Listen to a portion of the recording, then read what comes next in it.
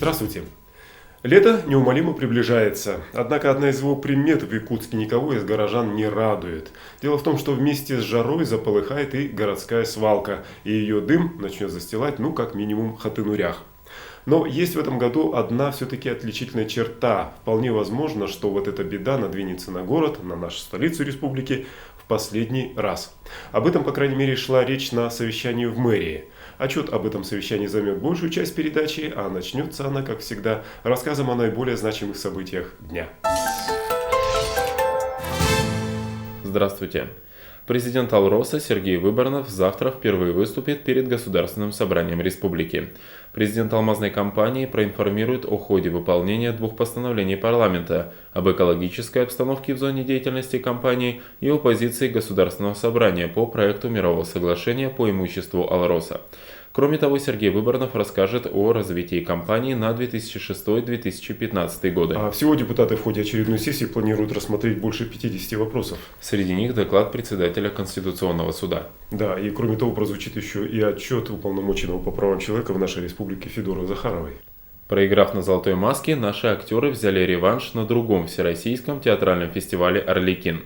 Реванш якутская театральная культура взяла в лице Нюрбинского театра. Труппа этого театра со своим спектаклем «Волшебные ягодки» получила грант при фестивале, а в придачу к нему еще и грант в 200 тысяч рублей для постановки нового спектакля.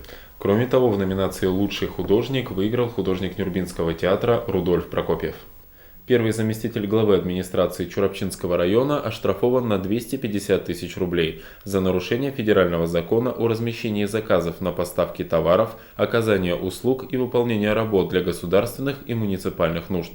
Такое решение приняло Управление Федеральной антимонопольной службы по представлению прокуратуры. В прошлом году комиссия Чурапчинского района грубо нарушила порядок закупок. Не составлялись протоколы вскрытия конвертов с заявками, протоколы рассмотрения заявок и протоколы оценки и сопоставления предложений на участие в конкурсе. На этом совещании у первого заместителя главы администрации обсуждается приближение лета.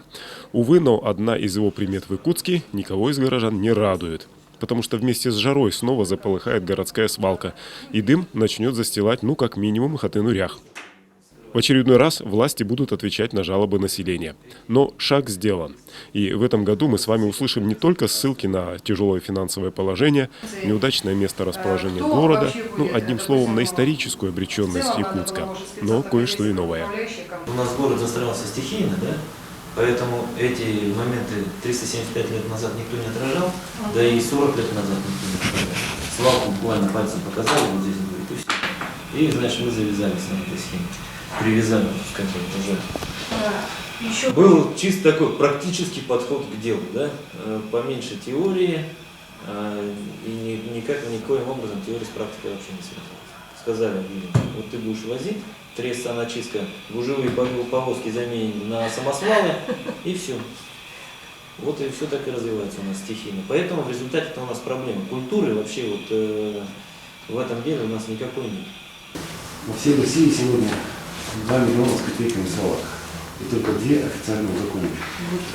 Мы тоже везде об этом говорим, что мы не самые плохие в конце-то концов. Проблема это общая, всей России.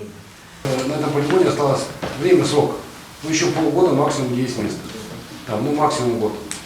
Если мы сейчас возьмем даже команду, мы максимум увеличим на год теперь. То есть мы должны тогда уже новый готовить. Но мы начнем его готовить. Получается, в сентябре уже приступим. Вчера мы ездили на Юрийский тракт, 26 километров. Будет ли там полигон, это уже как? Точно или нет? Нас уже подстегивают со стороны правительства. Быстрее принимайте решения по свалке и так далее. В местном бюджете по статье благоустройства на проектные уже работы по новому полигону у нас предусмотрено 1 800 047. А вот так выглядит наша Земля из космоса. И не только привычные по географии очертания океанов и континентов, рек, озер, морей можно увидеть, но и Якутск с его окрестностями. И, конечно же, наши свалки. Вот так вот аккуратно смотрится с орбиты городской полигон, который в обиходе именуется свалкой, что по Вилюйскому тракту. Однако интерес участников совещания привлекает другой участок этого же тракта, 26-й километр. С незапамятных времен именно сюда власти планируют перенести свалку. Нынешние власти планы, наконец, намерены реализовать. Уже в будущем году мусор из города станут возить именно сюда. Вот эти все поля, Да. Вот эти все поля на этом Да, месте. они все заброшенные в землях резерва находятся. То есть мы в бюджете этого года 140 миллионов так или иначе отдаем только на санитарную чистку. 140 миллионов. Ну, на утилизацию. Не, минуточку. 140 миллионов для того, чтобы датировать вывоз и утилизацию. Потому что часть дотации получает ЕГТК, это 80 миллионов рублей. На что вы ее там тратите? Это в вашей производственной программе отражено. Я надеюсь, вы в ближайшее будущее покажете мне. И мы посмотрим, куда вы это тратите. Плюс дополнительно мы на содержание деревянного жилищного фонда. Часть денег идет непосредственно на уборку и вывоз. Но это не 150. Это 140 миллионов. Кроме этого, отдельной строкой мы финансируем уборку улиц силами студентов. Если вы знаете, 5 миллионов рублей на это дело предусматриваем. Опять-таки упущение. Ну, город надо чистить, поэтому из-за того, что у нас нет основополагающих документов, из-за того, что мы не знаем, как этот процесс организовать нормально, мы вынуждены тратить неэффективные деньги. Поэтому, когда будет генеральная схема санитарной чистки, на многие вопросы она должна ответить. Или хотя бы задать направление. Речь идет о генеральной схеме уборки мусора из города. Через месяц ее проект будет готов. Ну, хотя ответы не на все вопросы даже сами разработчики схемы знают. Что у нас будет в плане переработки? Как мэрия видит, будут ли предприятия по переработке, да, и в каком плане мусоросортировочный завод? По мусороперерабатывающему и сортировочному заводу сейчас пока решение совместно с правительством принято. Надо перерабатывать. То есть мусор надо сортировать. Не все в землю закладывать. И политика. Вот я аннотации написала, да, там оно есть, что в принципе скоро правительством Российской Федерации примут документы и заставит все-таки города сортировать мусор. Это уже требование по морфологическому составу. Сортировка должна быть. Ну, значит, мы никуда не двинемся. Да, пусть сегодня вопрос не решится, но он дальше стоит. И все равно его надо решать. А с перспективой на 25 лет мы должны предусмотреть, что место. Ну, давайте тогда мы сейчас затвердим это здесь, вот в нашем совещании, чтобы вам ответ получить. Ну, сортировка это первый этап. И переработка. Я уже я много раз уже говорю, что нужно привлекать частный бизнес по переработке. Вопросы встали, да. Бытбутылку надо отбирать, По сбыту. Вот здесь какие вопросы? Раз надо делать сортировку, значит будем делать. На уровне квартиры будем делать. Заставлять хозяек, детей там, и других лиц. Выпил бутылку пива, значит, бутылку отдельно, пробку отдельно.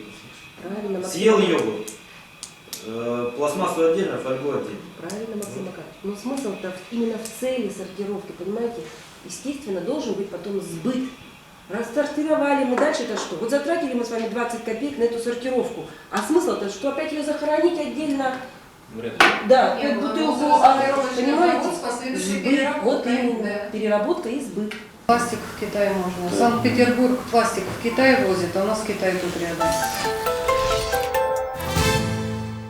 Вот такие вот перспективы изменения в лучшую сторону экологии жизни столицы нашей республики ждут всех нас в самое ближайшее время. Ну, правда, это планы, а они у нас имеют одну особенность неприятную – изменять суть дела по мере реализации вот этих самых планов. Но одно очевидно, и оно положительно – это то, что власти все-таки начали конкретное движение вперед. На сегодня все. До свидания.